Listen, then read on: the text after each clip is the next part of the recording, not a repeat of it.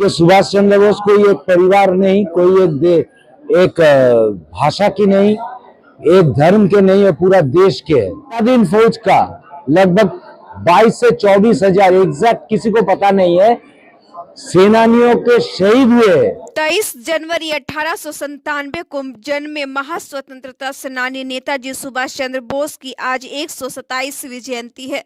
इस मौके पर रामगढ़ जिले के अलग अलग जगहों पर कार्यक्रम आयोजित किए गए।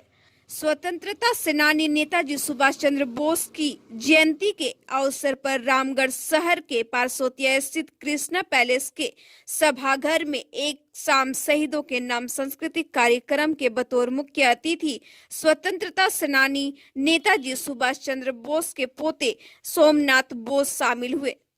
इससे पूर्व कार्यक्रम का शुभारंभ स्वतंत्रता सेनानी नेताजी सुभाष चंद्र बोस के चित्र पर पुष्प अर्पित कर एवं दीप प्रज्वलित कर किया गया।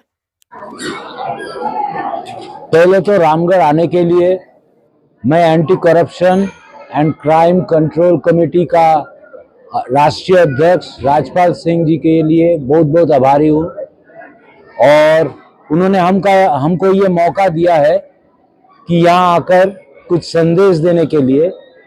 पर ये संदेश सिर्फ रामगढ़ वासियों के लिए नहीं, पूरा देश के लिए, क्योंकि सुभाष चंद्र बोस कोई एक परिवार नहीं, कोई एक भाषा की नहीं, एक धर्म के नहीं है, पूरा देश के है। और उनका जो सोच विचार, जहां से सुभाष चंद्र बोस नेताजी बने, वो उनका सनातन संस्कृति के मानना और स्वामी विवेकानंद के मार्गदर्शन में चलने से ही हुआ है।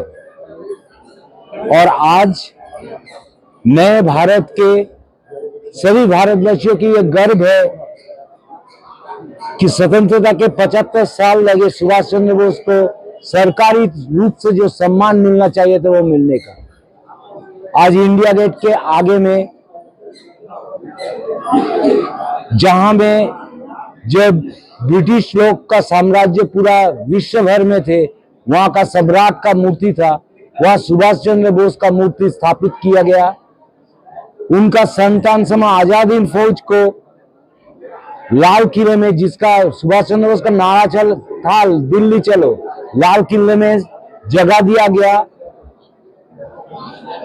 और इस स्वीकृति के लिए हम लोग सब गर्वित है, और हम आशा करते हैं कि सुभाष चंद्र बोस की मार्गदर्शन में युवा पीढ़ियां देश के काम में अपने आप को समर्पण करेंगे।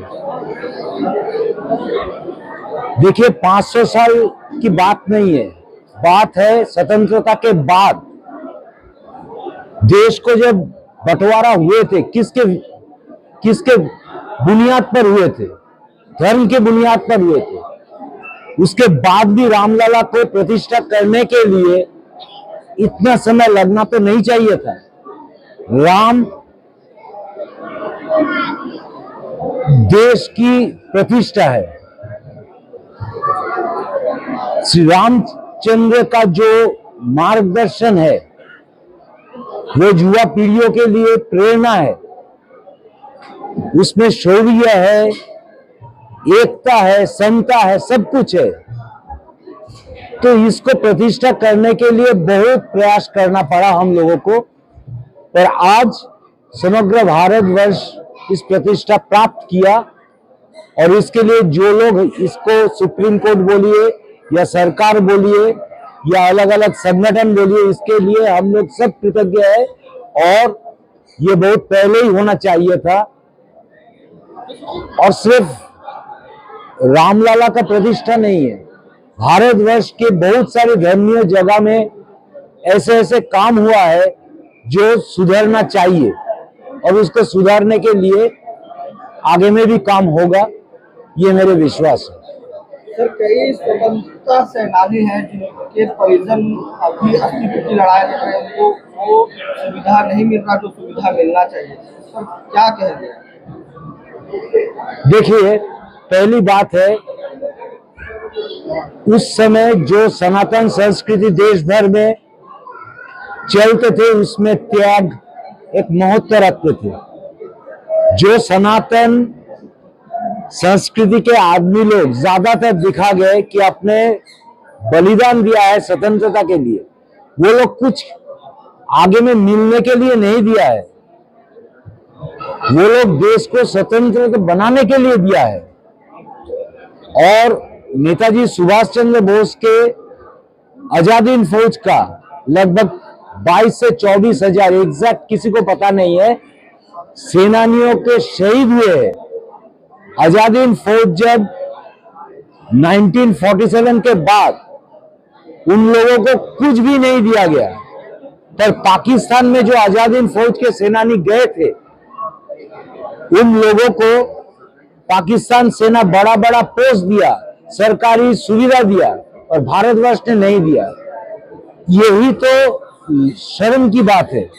भारतवर्ष के सरकार ऐसा दिखाते हैं, आज जो आप लोग शाम कर रहे शहीदों के नाम पर, भारतवर्ष को इतना दिन दिखाया गया, बच्चे को पढ़ाया गया कि कोई शहीदी को जरूरत नहीं हुआ, भारतवर्ष खुद ब खुद मांगकर स्वतंत्रता मिला है। आज एजुकेशन पॉलिसी भी चेंज हो रहा है, सिलेबस भी चेंज हो रहा है, क्योंकि ये सही नहीं है। आम आदमी की तरह हम बोल सकते हैं कि भारतवर्ष पहले इकोनॉमी में 11 स्थान में थे, अब 5वां स्थान में है। भारतवर्ष को हम लोग आगे पाकिस्तान से डरते थे, अभी चाइना भी हम लोग से आंख मिला के बात करने के लिए डरता है। पाकिस्तान को तो छोड़ दीजिए, एक भी बुलेट खर्च नहीं है, पाकिस्तान टूटने लगा। दूसरी बात, पहले हम लोग कभी रशिया के चापलूसी करते थे, कभी अमेरिका के, अभी दोनों देश के साथ हम लोग कंधे से कंधे मिला के काम करते हैं, तो हम लोग को तो सम्मान बढ़े। देश भर में भी पीने का पानी मिल रहा है, बिजली मिल रहा है। जिसके पास घर नहीं थे, आप ये सोच सकते हैं 70 साल हम लोग के घर का माँ बहनों के खुले में जाना पड़ता था। स्वतंत्र स्वाधीन देश के सरकार कभी इसके बारे में सोचा नहीं, ये सरकार सोचे है। अभी ज्यादातर गांव में स्वच्छता अभियान हुए हैं, अपने बाथरूम मिला है सबको, तो देश तो अच्छा ही काम कर रही है सरकार। एक अंतिम सवाल सर, रामगढ़ कैसा लगा? इतना हर तरीके से आपका स्वागत हुआ, रामगढ़ के लोगों ने दिल खोलकर आपका स्वागत किया, कैसा लगा? हम आते आते ही बोले रामगढ़ का नेचुरल ब्यूटी बहुत है, वो अंधेरा के कारण हम देख नहीं पाए। पहले भी हम आए थे, किसी जगह गए थे, कोई गांव के भीतर वनवासी शिविर होता है ना स्कूल, उसमें सुभाष चंद्र बोस के जन्म जयंती में ही आए थे 3-4 साल पहले, लॉकडाउन से पहले आए थे शायद।